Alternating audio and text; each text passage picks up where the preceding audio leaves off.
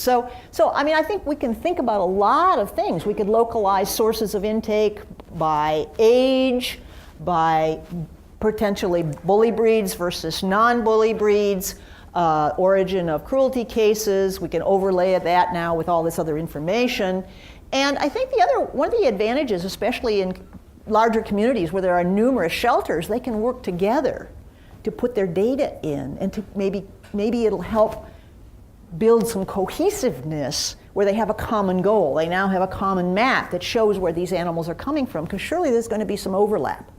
It's a rare city that has a shelter that's serving only this area, and there's no overlap with the other shelter or the other. So maybe it's a way to kind of build coalitions. I don't know. I would like to believe that that was so.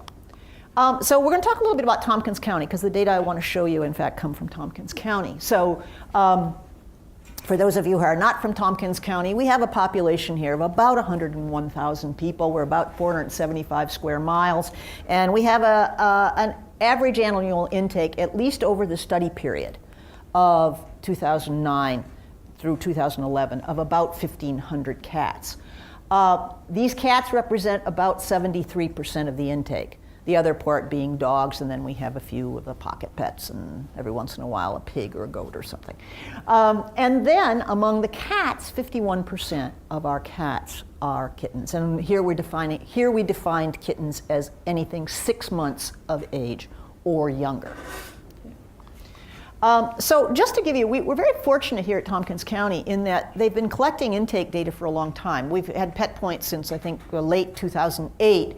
But in fact, we had a FileMaker program, and so we've got pretty good data on intake. And as you can see, this is very, very typical of many communities in terms of dogs, that our intake has been going down steadily in dogs.